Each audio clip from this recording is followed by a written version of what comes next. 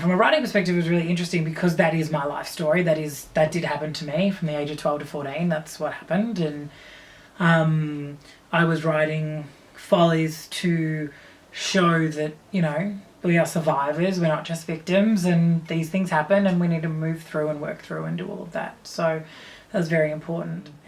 I don't like telling that story. I try not to, actually.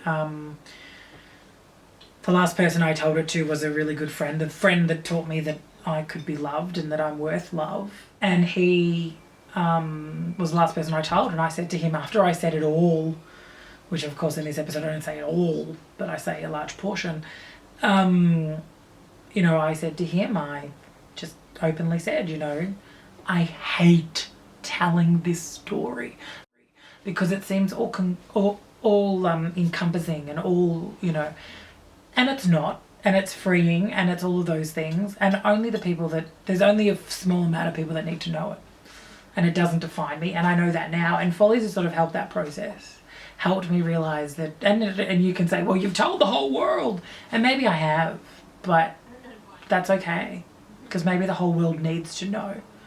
Maybe the whole world needs to realise that we live in a society that needs to face up to the fact that there's way too many secrets, and the secrets are the damages.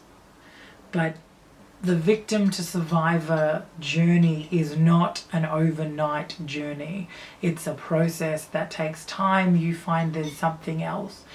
I mean, from my experience, I am somewhat petrified of my first sexual experience because I am scared that I won't be able to do it.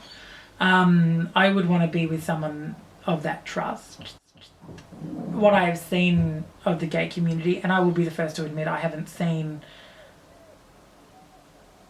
a large portion. I know sections and I know sectors, but when it comes to dating and the men that you meet in that environment, the trust is hard to find because they seem to just want the wham bam thank you ma'am, and I'm more like, no, so what was your mum's maiden name? Which doesn't necessarily go down well, unfortunately. It is. It does look at that blame element of sexual assaults where you know it's not your fault, but God, some days it just feels like it's all your fault. And it just feels like you can't do any good. And you're just a bit of a screw up. Which of course you're not, but you know, those feelings and vibes, they keep coming in, so.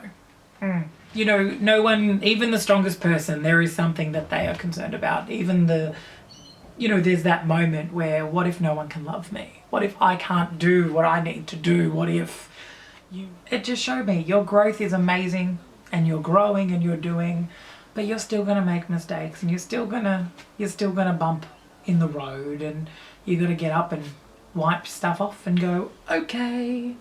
So showing up in the world is difficult because you have to give people time to realise that you're actually you and you are actually showing up.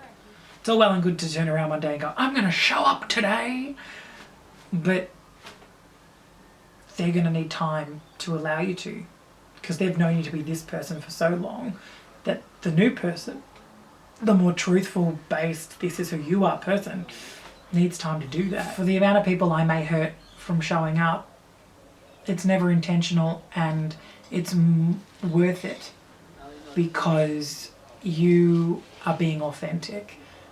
The amount of people I hurt when I wasn't being authentic, well, that was far worse because I was hurting them and myself. I do not intentionally hurt myself through being myself. I learn lessons from it.